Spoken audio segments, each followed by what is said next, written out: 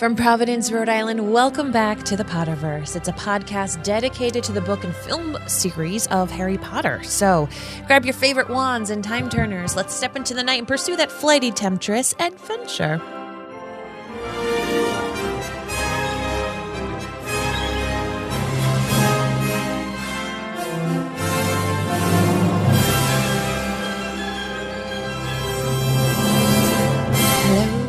Everybody. How's it going? My name is Mary Larson. My name is Blake, and there's nothing quite like a bad dream.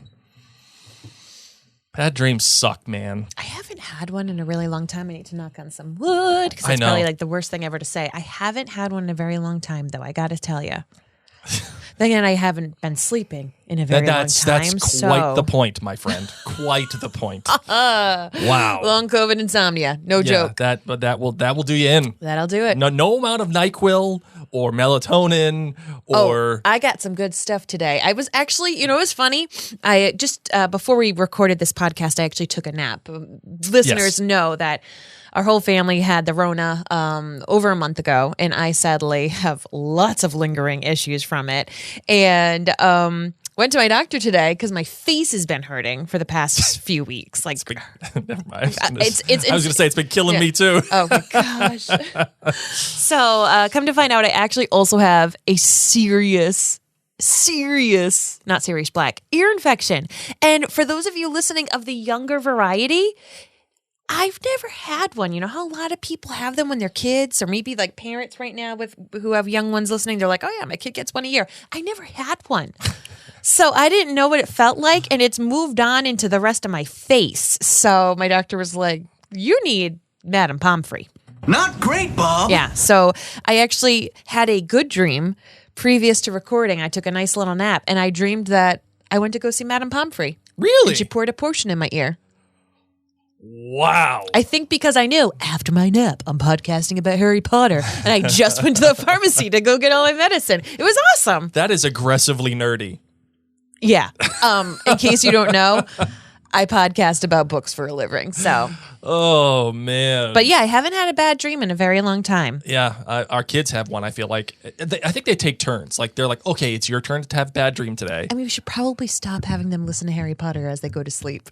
Especially the Deathly Hallows. Yeah. I'm like, why don't you stick to like the happy chapters? And then when it gets to Christmas, stop. If you get anywhere into the spring, stop. I'll tell you what, though, they are quite learned because of these audiobooks. By the way, # not a sponsor. They are quite learned. I agree. Their vocabulary is extensive, if you will.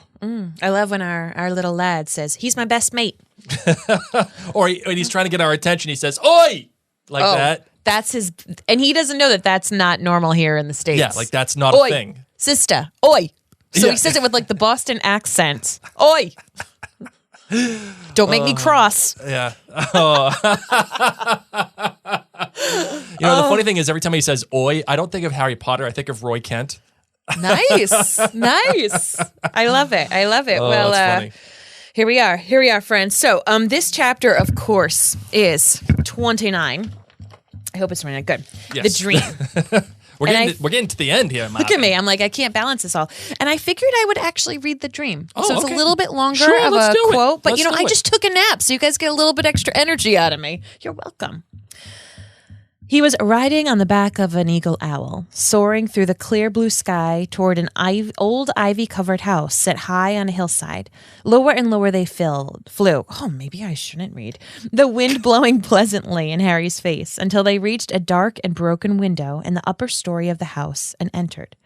Now they were flying along a gloomy passageway to a room at the very end. Through the door they went into a dark room whose windows were boarded up.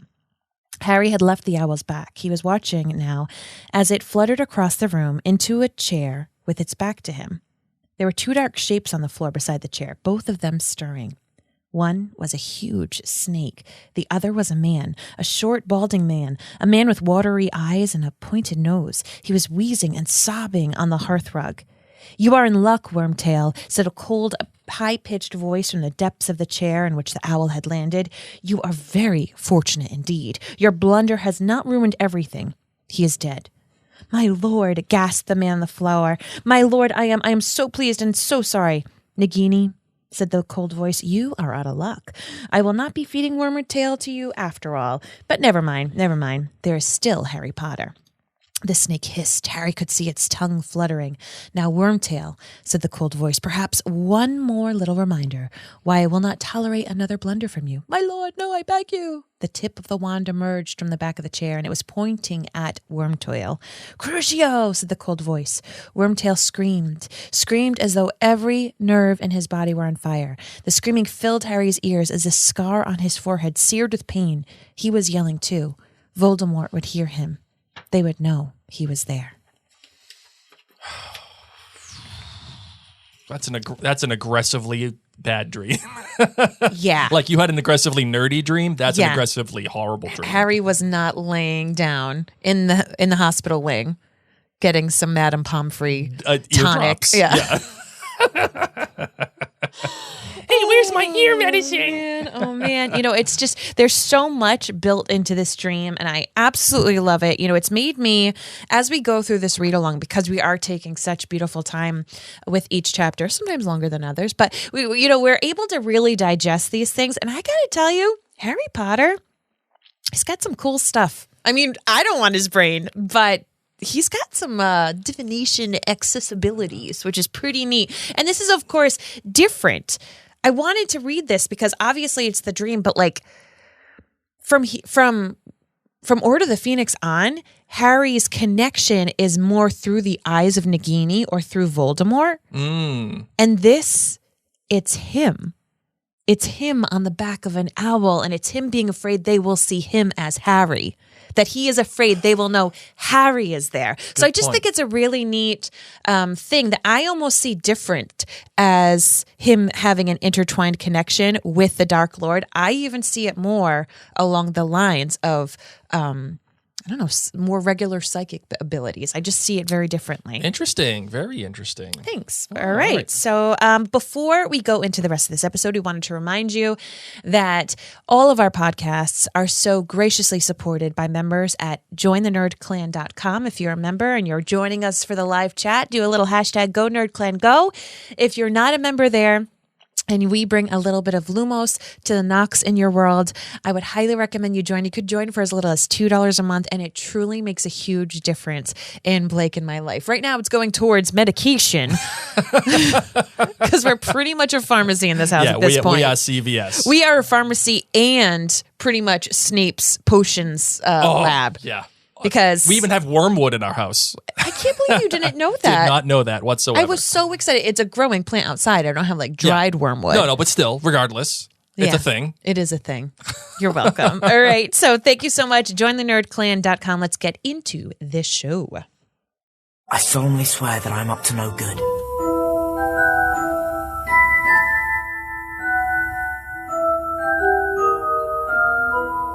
Little recap. This chapter, of course, 29, The Dream, is in which Harry, Ron, and Hermione get to really go over all of the events that happened with Mr. Crouch. They're up in the owlry, say that 5 times fast, and they bump into the twins, the Weasley twins, who are discussing blackmail. Ron gets a little bit nervous about that. And then, of course, Moody talks with Harry a bit about Crouch. Harry is getting ready for this mysterious third task, like what's going to happen in this maze. And then bad things happen. He has that dream and divination, and he goes to talk to Dumbledore. I like how he knows straight up, yeah, you know what? This is pretty bad. This one, yeah, you know what? Not great, Bob. I gotta go talk to Dumbledore. Yeah. Because he just inherently knows, yeah, I shouldn't be having dreams about snakes and people getting eaten and saying that a snake wants to eat me, like, don't worry, you can't eat that person, but you can still eat Harry Potter. No thanks. I need an adult. No, thank you. I'm only in the 3rd grade. So let's go chronologically, with what happened. So we start things off with the trio talking about Barty Crouch Sr. and like, what do we think actually happened? Yeah. How did he just randomly disappear? How did that all go down? And the author still does this thing with Snape where it's like she still gets the trio to call Snape into question. Love it. You have to always have that. And it's so funny because like as a writer, she's done so many great things to push you in the direction that it's not Snape. Like Snape, she even has Hermione say, guys, chill out. Snape has never tried to kill you. Would you please stop? But she has to also fuel the other side. She has to bring the light and the dark to it because we do end up having this great Snape debate after book 6. Oh, no, and that's what I'm so saying. So you have to have these moments where it's like, but maybe. That's why I'm saying this, because it's pretty remarkable how the author manages to weave this in and not be in a place where it's like obviously not Snape, but still be at a place where you're like, what it could be. Yeah. Like, what are we doing? Should we really be like? And it's an amazing tool that she uses to keep all of us on the edge of our seat. When we look back on it now, you can turn around and say, well, obviously, like, come on, man. Yeah, when you know the answer, it's when you pretty know the easy. answer. But when you're reading it and you don't know, and you're just experiencing these characters and their motivations as it goes along, there is some questionable stuff here. Even in little instances like this, even after Hermione says, guys, chill, you still can see like, yeah, I get it. I got it there. Yeah, it makes sense. Yep. So interesting bit of narrative play that the author does with us. And like that Hermione thing didn't happen more than like a few chapters ago. It wasn't all that long ago that she said, everybody chill out. You know what I mean? No, I love it. You know, and I think it's just so fun that this trio, I mean, once again, think back to being 14 years old and all the kind of things that you're talking about with your friends at this day and time. Thank God nobody was trying to kill me at 14. I would not have been able to just casually, you know, on a Saturday morning, like stroll on up and be like, okay, so this is happening and that's happening. I was too busy trying to figure out algebra.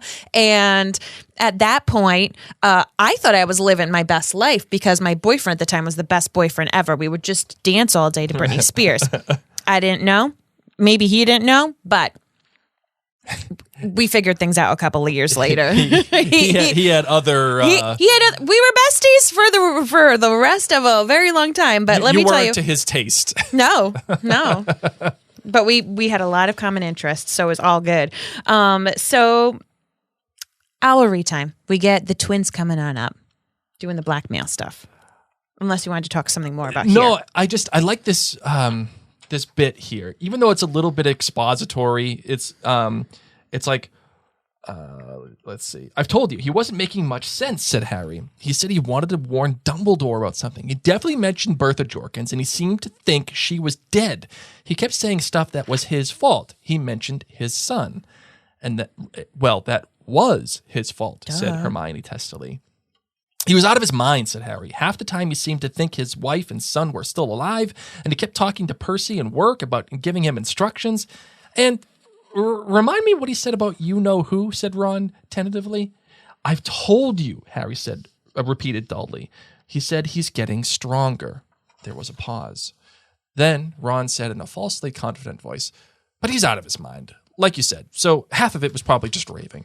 He was sanest when he was trying to talk about Voldemort, said Harry, ignoring Ron's wince. He was having real trouble stringing the two words together, but that was when he seemed to know where he was and know what he wanted to do. He just kept saying he had to see Dumbledore. I just really like this back and forth because it really is all three of the characters living out their characteristics. Hermione being very factual, very to the point. Well, it was his fault what he did to his son. And Ron being like very emotional and which very characteristically unsure of himself. Where he's like, well, it's whatever, it's just, he's probably going crazy.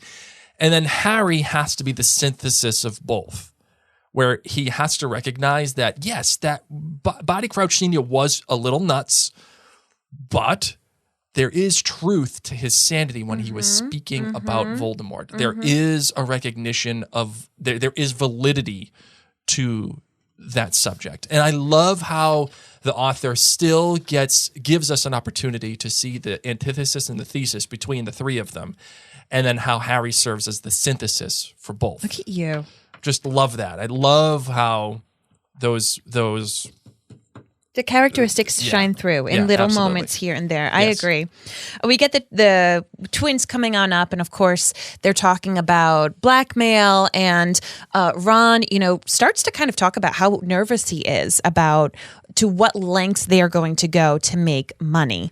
And they even get after him being like, oh no, what are you going to do? Like following Percy's steps as a prefect, which is funny because actually Ron does become a prefect. And when he is, he's pretty proud of the fact. Right. But at this point, the twins are putting him down, and they're putting him down in front of Hermione. And, they always just pick on Ron. I mean, Ron's the only younger boy in the family, if you think about it. So, gosh, you feel bad for him. I love the interaction that Ron and the trio have with Fred and George. It's, what are you doing here? Fred and Ron said at the same time. Sending a letter, said Harry and George in unison. What, at this time? Said Hermione and Fred. Like, they all had the same reactions to each other. Yeah.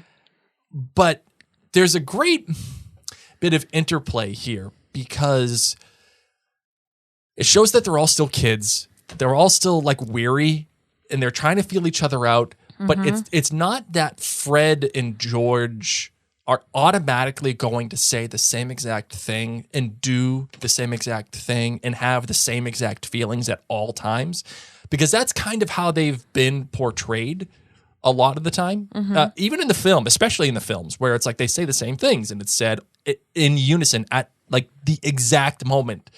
Like twins do kind of do some of that weird stuff, Blake. No, I or know. Interesting stuff. No, if you're a twin. No, I know that, but I'm saying like think of in Half-Blood Prince when Ron's like, "Hey, what do you charge me for this?" And they say 10 galleons at the first. In the movies, they have to kind of egg it up a little bit. Right. What I'm saying is Fred and George have been portrayed in a sense that like they have this similar qualities that repeat each other or mirror each other. But in this instance, there's a great little distinction. It's that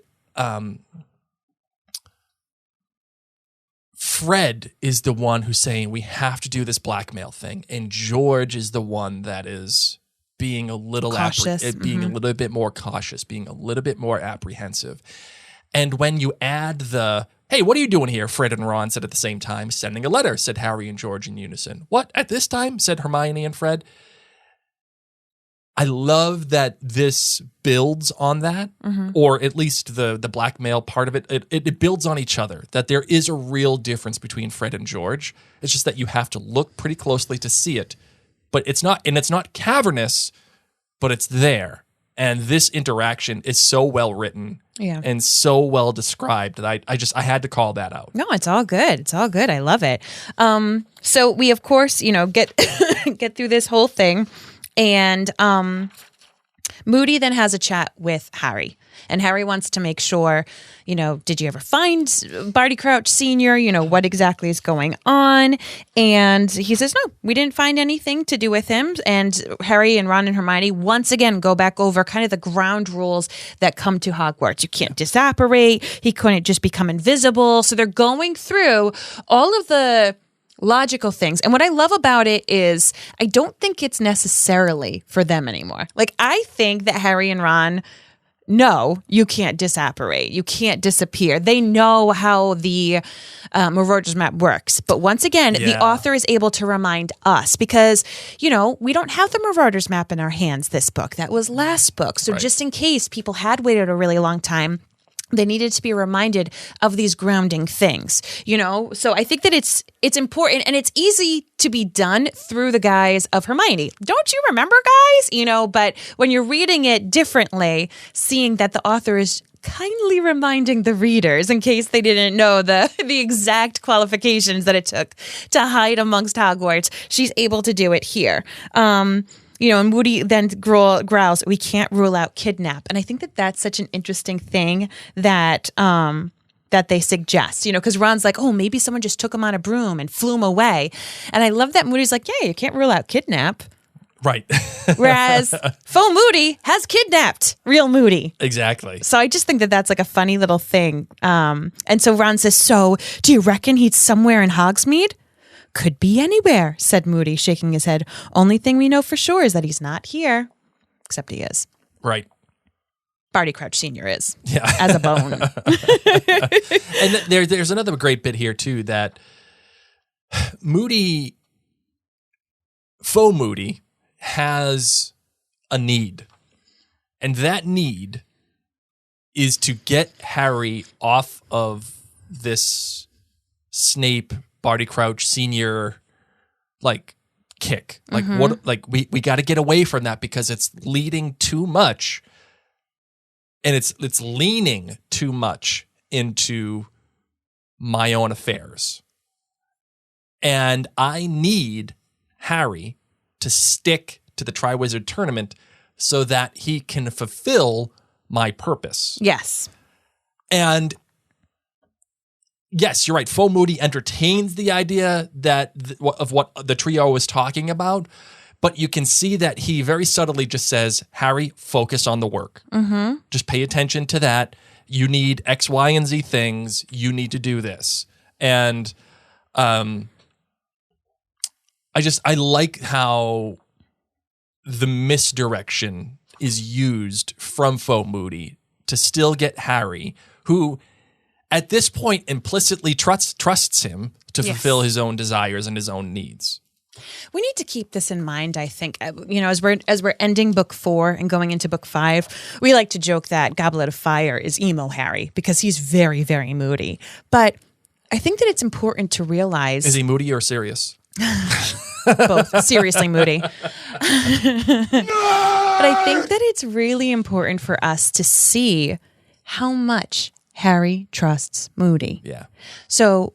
And just add that to the collective trauma that this boy is going to have in just a short time. He's going to see his peer die. He's going to see his worst nightmare come true. The person who killed his parents, he's going to see, the ghost of his parents. And the teacher, aside from Dumbledore, that he trusts the most, turns out to be a fraud. Oh. So when we look at book 5, we need to keep that into consideration that once again, Madame Pomfrey does not have a therapist degree, okay? She can pour some potion in your ear if you've got an ear infection. You need some Skelegro? But aside from that, we're not having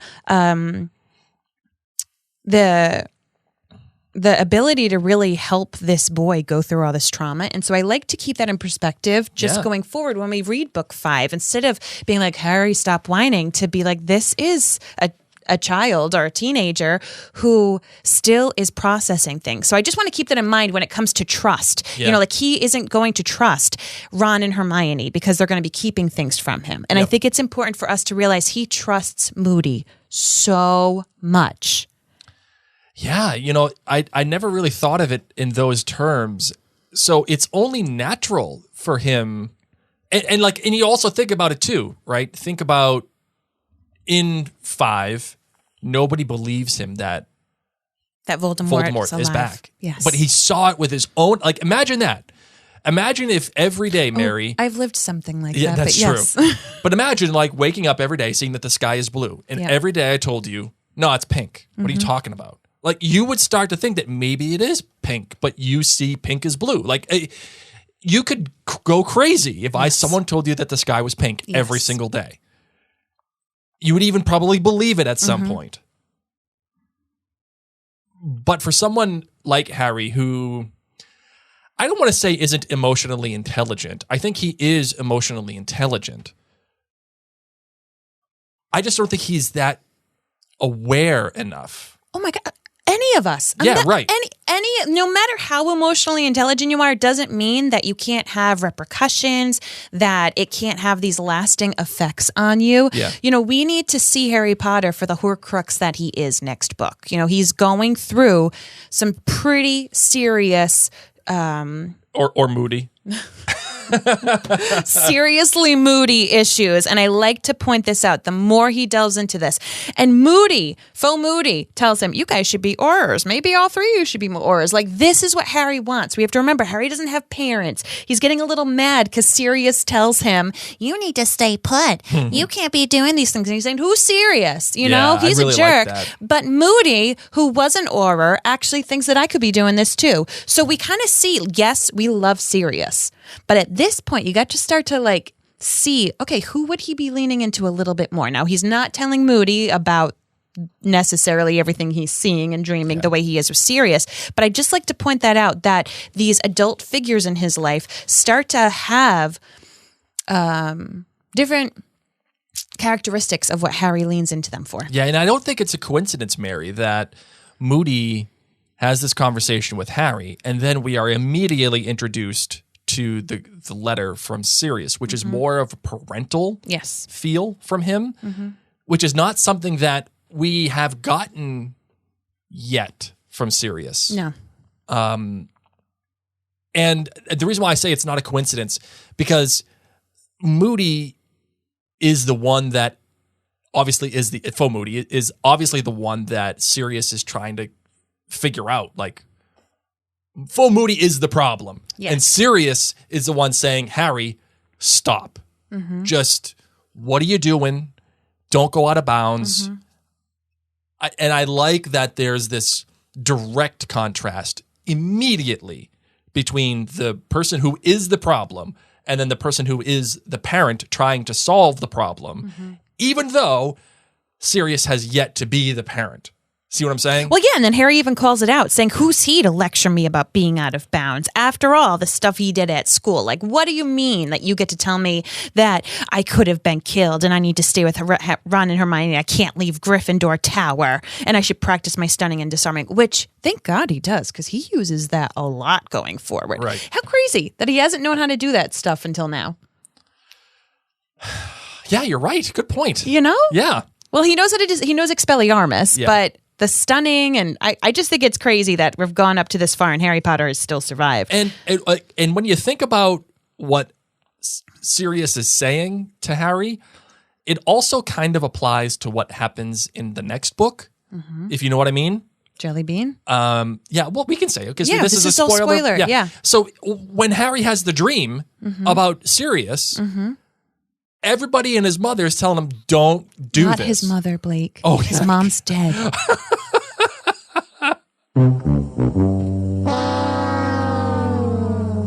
Touche, Mary. You're welcome. You know what I deserve? Shame. Thank you. Everybody's telling him, Harry, don't do this. Don't go just running about.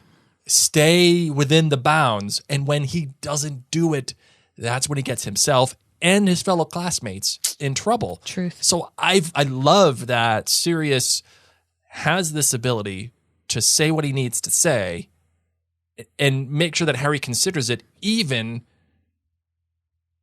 keeping in mind that Sirius is just trying to do the right thing, but that advice still applies to even future books. Really and good. Here we go. Hermione Granger hitting the nail on the head. She's saying, someone put your name in the Goblet of Fire. They did that for a reason. Snuffles, aka Sirius, is right.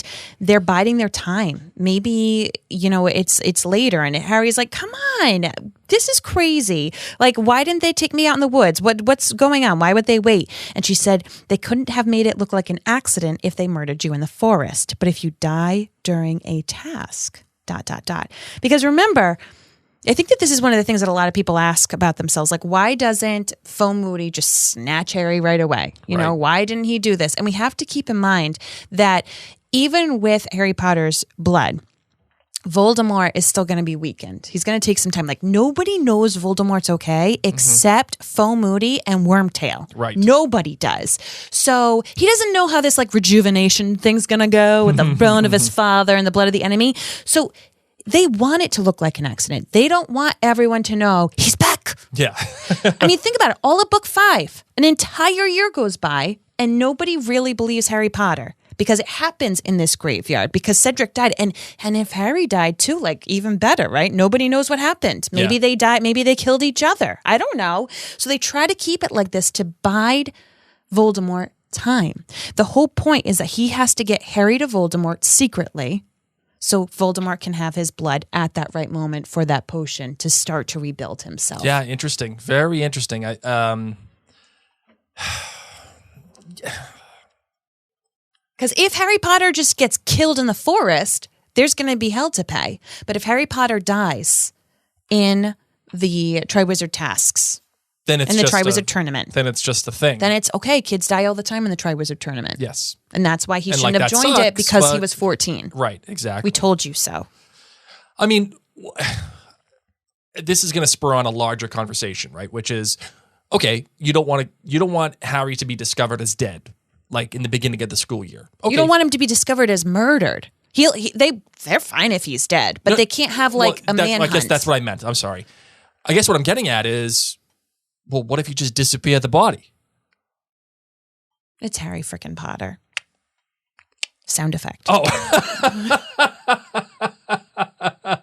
I'm Harry freaking Potter. This is the easy button. Okay? You did something dangerous. Oh, she went skydiving. Well, she died. Well, that's not too far. That's not too hard to believe. I know, but I guess like you can disappear a body. Like, oh yeah, but then there'll be a manhunt and there'll be this big thing and then rumors will start. I'm just saying that this was the okay. easy I button feel without having All right. like investigations. All right, because once the rumors begin, that allows for more. Yeah. Yeah, investigation. They're tying up loose ends. You know what's been interesting is as we go forward and we meet more Death Eaters, I'm going to have us do a who's better as a Death Eater. I think Barty Crouch Jr. might be the most intelligent Death Eater. Really? And the best Death Eater, yeah. Because think of it, out of everyone, Voldemort has him right now. Now, granted, he was out of Azkaban, so it's different. But this guy's smart. This guy's patient. This guy's an actor. This guy is manipulation extreme to do what he does to Harry. And let's not just say Harry, but To Dumbledore. to Dumbledore, into McGonagall, Yep. into all the teachers. Mm-hmm. The one thing that is preventing me from saying that he is the smartest one is that he runs out of Polyjuice Potion at the exact wrong time. But, like, come on, guy. Like, you don't... In the movie? In the movie, yeah. Okay, yeah. Well, that's a movie. So let's keep going here, so you could see how the Okay. end plays out a bit more here, All right, a little all right, bit. fair enough. I will say with the Dumbledore thing that as we go forward, I start to think maybe Dumbledore has questionings because it's a whole like keep your friends close, keep your enemies closer. But in this chapter, of course, Dumbledore is there with Moody and Fudge. Just want to say, by the way, keep your friends close, but your enemies closer. Mm-hmm. You know that saying, right? Obviously. I just said it. Yeah. You know where it's from? Probably The Godfather. It's from The Godfather. I really don't Because care. it always goes back to The Godfather. That's great. So we go into stunning spells and they're practicing this. I loved how Ron was like, can't we just kidnap Mrs. Norris? Let's just stun her for a bit. Or you could use Dobby, Harry. I bet he'd do anything to help you. I'm not complaining or anything, but I'm aching all over. Oh, man. So they go to Professor Trelawney. Professor Trelawney, which once again, I'm giving her more credit. I've been shouting her out for getting some things right every once in a while during these books. My dears, said Professor Trelawney, sitting down in her winged armchair in front of the class and peering around them with all of her strangely enlarged eyes. We have almost finished our work on planetary divination. Today, however, will be an excellent opportunity to examine the effects of Mars, for he is placed most interestingly, most at the present time. Mars is always in retrograde. Mars. So we talked about Mars in Sorcerer's Stone. Yes, that's right. And the Centaurs. Mars is the bringer of conflict and Mars of is war. bright tonight. Mars is bright tonight, man. And here, Trelawney is noticing that we're going to start to have some effects of Mars. There's going to be some tension. Interesting. There's going to be some things coming on up. So I just kind of liked that. I really, and maybe it's not her. Maybe it was just the astrology of the time. But I wanted to give her a heads up that well done, lady. And we go into this dream. While that is happening, the heavily perfumed fumes wash over him. He could also hear an insect humming gently somewhere behind the curtains. Just sneaking a little bug inside of Rita Skeeter. Just, again, the author has weaved this little bug thing in here every once in a while. And when you're reading it, you don't even pay attention to it. But now that you're doing the rereading, you know exactly what it is. It's great to find, because there was that moment right after the second task where the bug is flying around. And here we are again with the bug flying around. All really cool stuff. I agree. So Harry's in this dream, which I read as we begin this podcast episode. What I love is he's riding the back of an eagle owl. And eagle owls are only mentioned in this story, this series, a couple of times. So eagle owls are super rare owls. For those of you who don't know, in the Potterverse, okay, it's a super rare owl. Like, not everybody does. We know one family that has an eagle owl. Do you know who? No. The Malfoys. Oh, okay. The Malfoys own an eagle owl, and we know this because Harry sees Draco get some packages with his eagle owl. So what's neat is the author does this thing with this owl, and it's never really... it's never implied necessarily. Like, I think this is supposed to be a red herring, because the only eagle owl we've known is the Malfoys. Okay. But the Malfoys don't know the Dark Lord is back. Not yet. So they're either using their eagle owl flying around, or this, I think, is actually Barty Crouch Jr.'s owl. I think this is the Crouch's owl. And I think, because Harry saw it a while ago, he saw it when Hagrid was digging up the ground with the Nifflers. He saw an eagle owl swoop in. So when he saw the eagle owl swoop in the other day, that was Wormtail saying, I'm really sorry, but your dad just escaped. Can you please go get him and find him? And then another eagle owl that Harry watches in his dream flies back to Voldemort and says, "Don't worry, Master, I just killed him." And this is what happens. It's the same owl that arrived with the note saying, "We lost your dad." And this is now the owl communicating to Voldemort saying, "I know that Wormtail lost my dad," which is why Voldemort is mad at him. You messed up. Yes. You messed up. And if Crouch just messed this whole thing up, I was going to let Nagini eat you. But Fomoody just took care of it. Interesting. I like it, Mary. Look at you. So I don't think it's the Malfoy's eagle owl. I think that probably eagle owls are very expensive. And like if you're a rich family, maybe you buy an eagle owl, because I assume that Barty Crouch had a lot of money his I think that would be position. fair too. So I don't necessarily know if it has to mean that you're like a bad Slytherin person. I just think that it's like a high-ranking thing. Like, oh, I've got a Maserati. Of course you do. It's like the Maserati of owls. The Maserati of owls. But I think this is meant to give us more red herrings that the Malfoys are more involved. That is so funny. I'm going to write that down.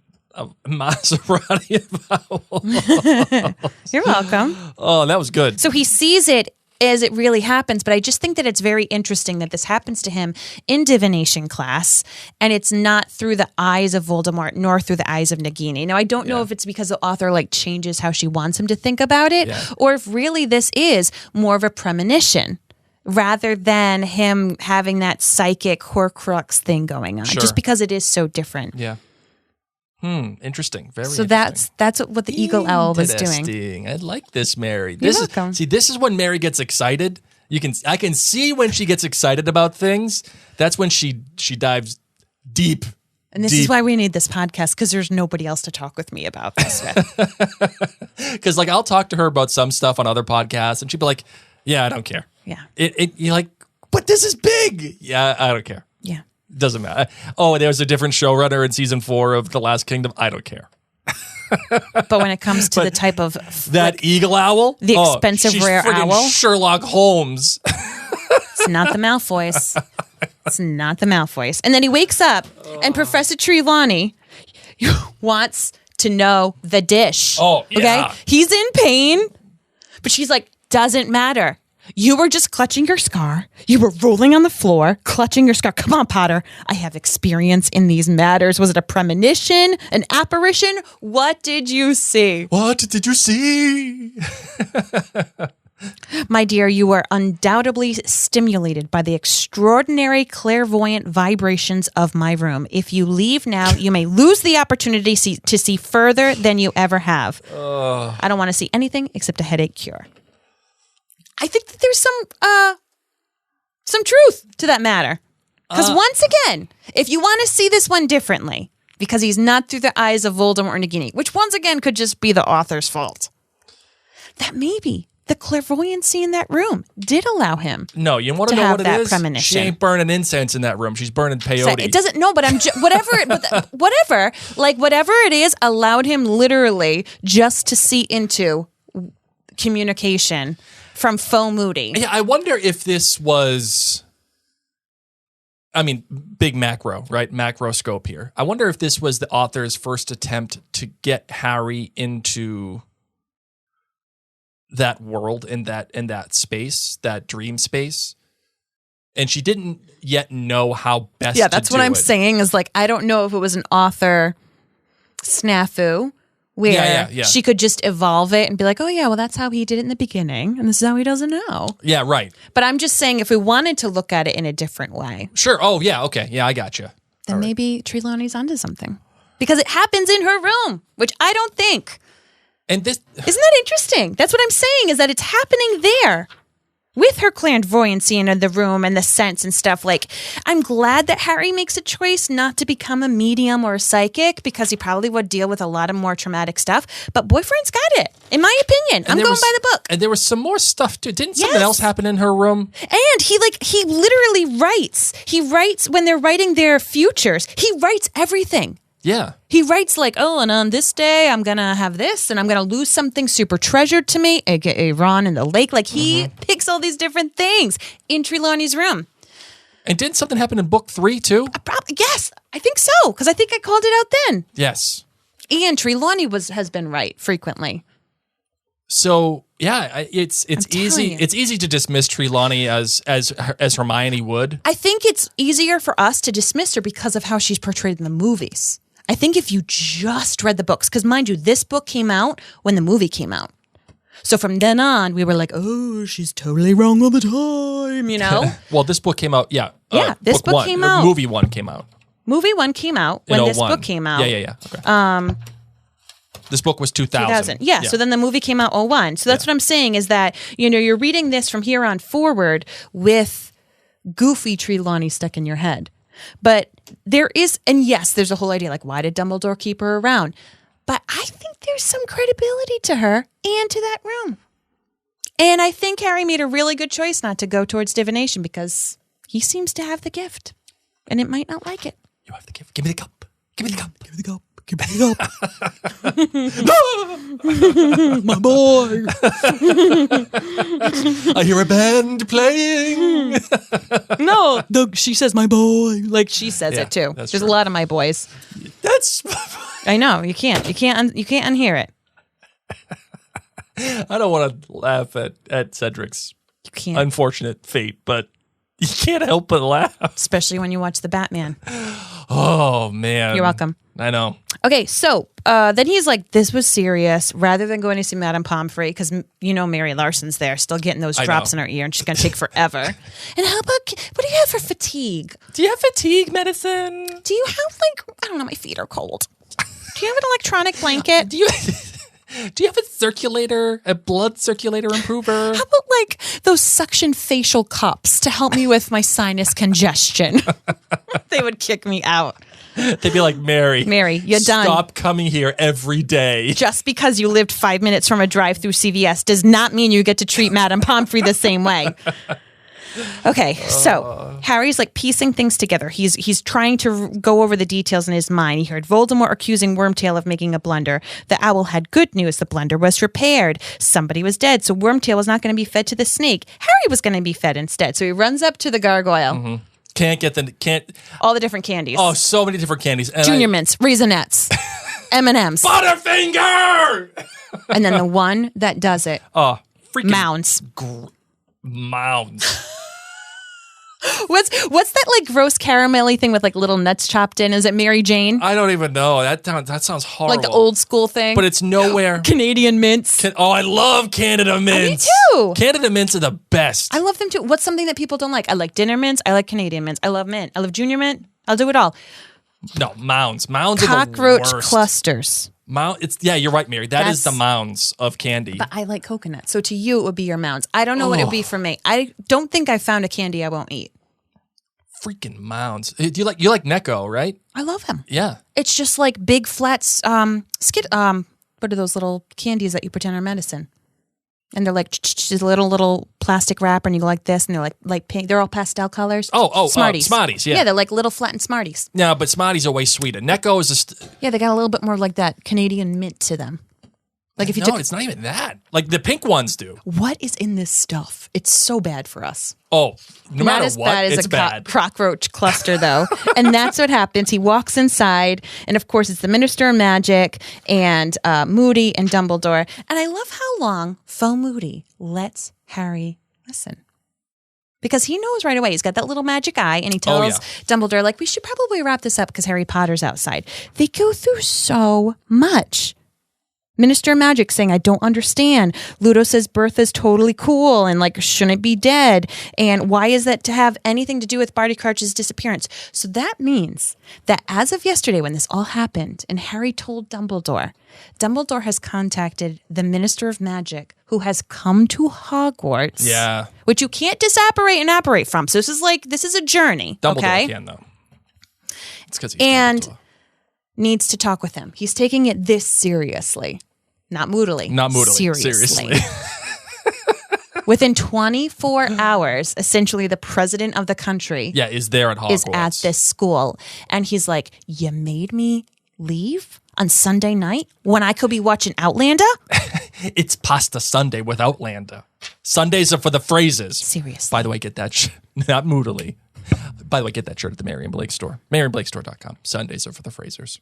So he says, I see two possibilities. Either Crouch is finally cracked, more than likely, because he's crazy. Mm-hmm. Or else. Why do you think Moody let Harry hear all this? To put him into thinking someone else did it. Because he just says, okay, so he says either he lost his mind, and Dumbledore says, come on, that's not it. He can't run away that fast. He's not a track star. And he says, or else, well, I reserve judgment. So this is where Fudge becomes a bit racist. I reserve judgments until I've seen the place where he was found. But you say it was just past the Beauxbatons carriage? Dumbledore, you know what that woman is? Oh, she's different. So it must be her. Dumbledore, come. Don't you think you might be prejudiced in her favor because of Hagrid? They don't all turn out harmless, if indeed you can call Hagrid harmless with that monster fixation he's got. So Moody lets this conversation happen because he knows that Fudge is going to throw Harry into more fear of other people. So Harry can have constant vigilance on someone that's not him. Constant vigilance. And you know what, Mary? I think it's smart that you mentioned that because Moody is the one who says, again, constant vigilance. I know, that's why I said it. I know, in this chapter. Twice. Like, it's really, it's really nice. Really nice. Thank you. And that, because you could say, well, by Moody allowing Harry to hear this conversation, that kind of puts him back on the trail of like what happened to Barty Crouch Sr. It just happened last night. But on the... I know, but we had just got done saying Faux Moody was smart because he's saying, Harry, start the work. Like, get to work. Don't worry about Barty Crouch Sr. And that's why I was like having a little bit of a hard time understanding what you were saying until you just said the constant vigilance thing. Because the constant vigilance is you need to place your trust in me. Mm-hmm. Place your trust in me. Mm-hmm. Listen to what I'm telling you to do. Just focus on this. Don't you worry about that. Yep. So... that's some serious mind games going on there. Which is why I love that Moody is in this room and in this conversation because we're going to have to keep looking at it. Has Dumbledore already started to think that there's something up with Moody? So as we go forward, we need to look very carefully at every single thing with Dumbledore, that whole like keep your enemies closer. Is he starting at all to think that Moody could have something fishy? Because as we see in the next chapter, he's starting to put some pieces together about Barty Crouch Jr., okay? So we're going to be getting into some pensive stuff. We're going to be doing that. But I want to, from here on out, because I think it's very interesting that Moody is in this room. Now, granted, Moody was the other person who went.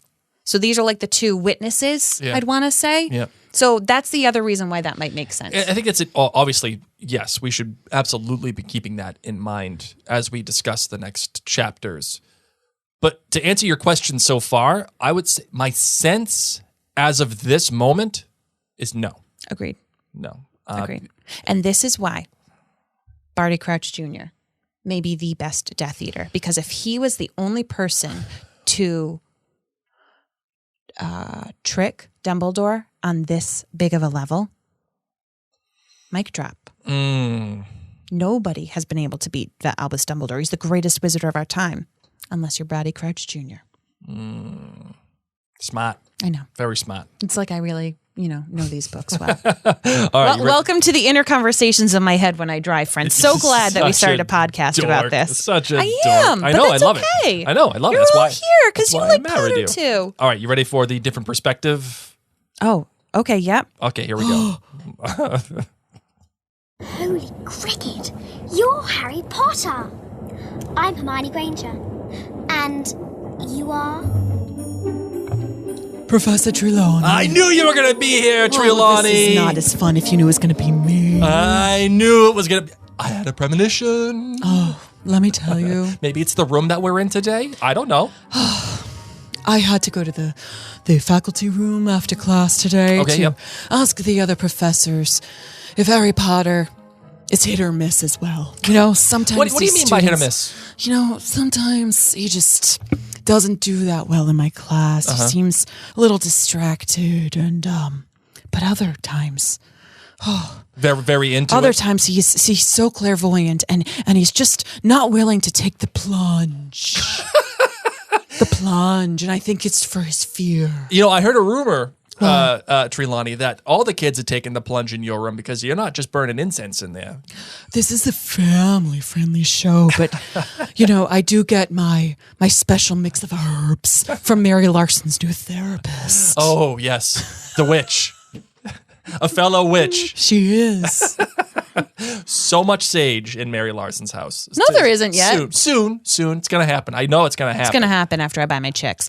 So, it's chick season. So just know that, in my opinion, Mars is going to be bright some night soon. You better hold on tight. Well, I keep your eye on Harry Potter. Hold on tight, Spider Monkey. Yeah. Hold on tight to that Cedric Diggory. The end. Not my best, good. but you know what? No, well worth it though. Thank you. Well worth it. I appreciate that. Thank All right, you. you ready for some listener feedback? I love listener feedback. Me too. Let's get it done. Mail's here. All right, this one comes from Dania. She says, I want to comment on the discussion you were having about why a Slytherin member didn't place their name in the Triwizard Cup. Overall, I believe most Slytherin are not as brave or as badass as they think they are because they love to stir the pot. The Triwizard Tournament is an individual sport. Contestants have to count on their own wits, intelligence, endurance, fast thinking, speed, and strategy. I believe that the Slytherins to be a little on the coward and bully side and only feel brave when they're in numbers. There are exceptions like Snape and Slughorn eventually when they stand out and show us a different side, but they had to be pushed to this conclusion and became aware that they had to stand on their own sometimes. And I say this, Blake, of course, being a Slytherin myself. Okay, so here are some admirable Slytherin traits. Okay. Goal-oriented, Okay. ambitious, self-confident, cunning, natural leaders, very shrewd, loyal, self-reliant, pragmatic, strategic. The worst Slytherin traits are rule breakers, judgmental, haughty, vindictive, prejudiced, elitist, and arrogant and selfish. So with those qualities, those are all me. You're like, yeah, that's all me. For those of you who want a little insight to our marriage, just recently, when Blake and I were having a serious, moody talk about something, and he's like, well, no, I see it this way. And I said, and I see it this way, because you're on planet Slytherin, and I'm not.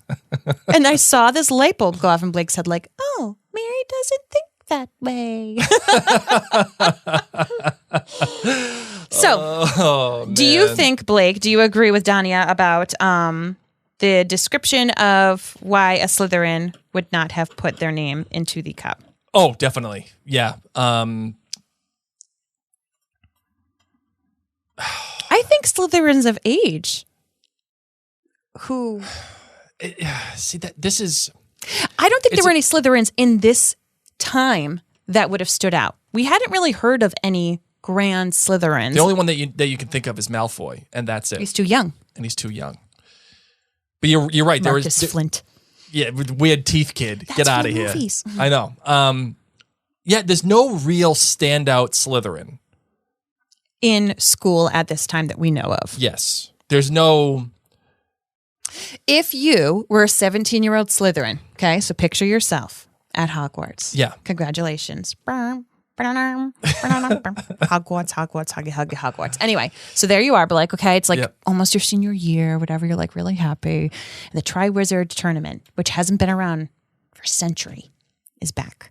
You can bring honor to us all. Do you put your name in the Goblet of Fire?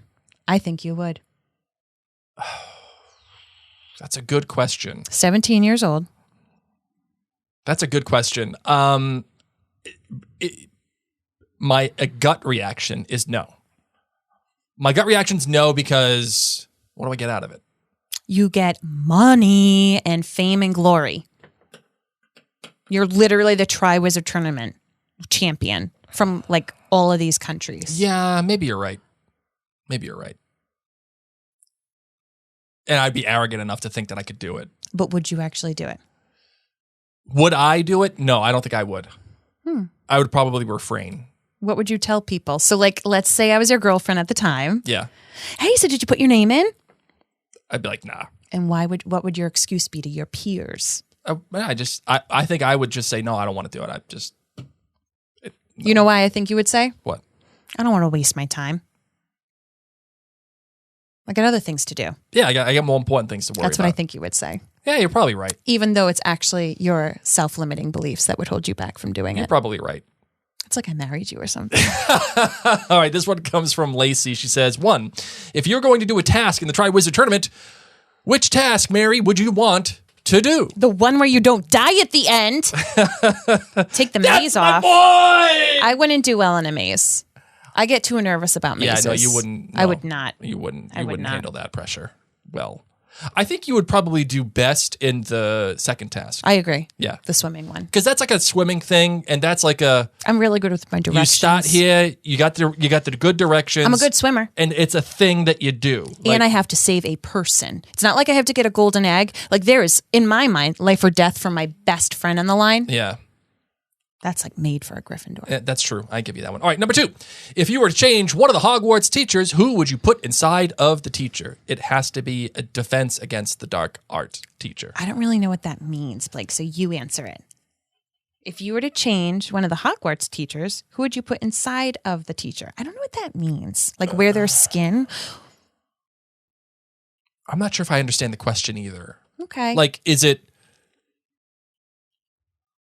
Or if you're just switching, if you're going to switch somebody's roles, who would you switch to defense against the dark arts? Let's make it that question. I'm just pretending. Hopefully I'm right, Lacey. All right, so who would I switch from one position at Hogwarts to another? Yeah, like let's say they ran out of another defense against the dark arts teacher and somebody needs to sub.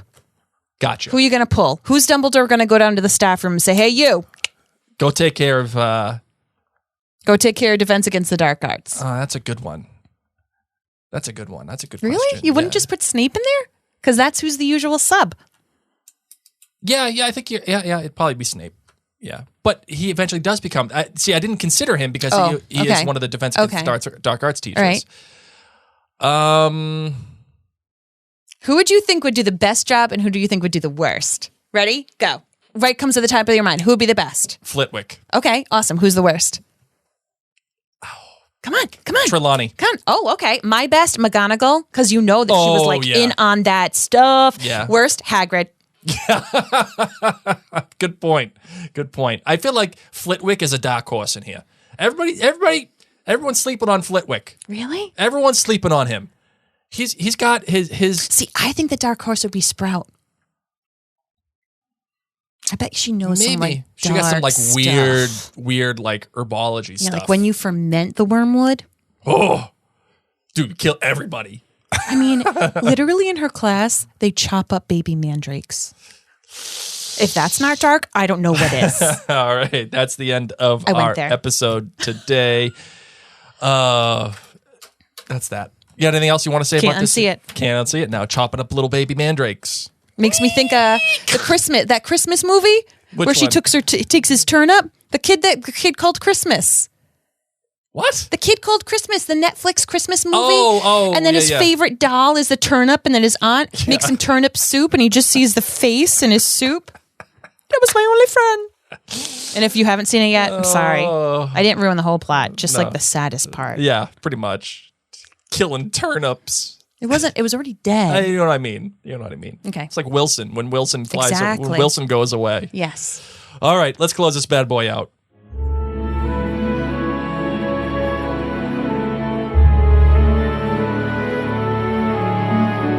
Thank you all so incredibly much for tuning into this, the 29th episode of the Potterverse. Not the episode, but the 29th chapter. Whatever. You know what I'm talking about, Sure. okay? Because this is actually the 29th episode of the Goblet of Fire version of, I don't even know what I'm saying, guys, but I'm going on medicine, so have faith. So much COVID happening right now. Have faith, okay?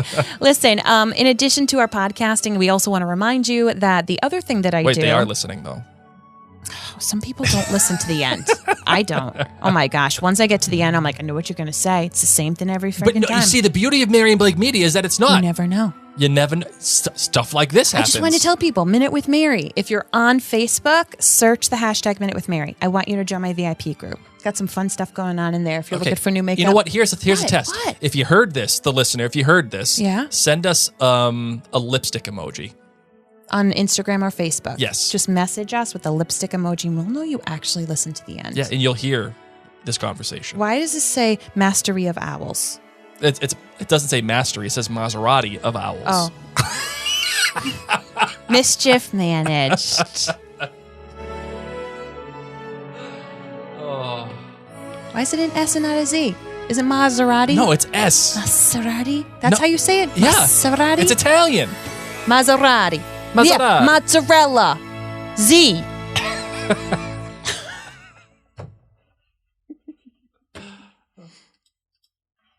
Did that stay?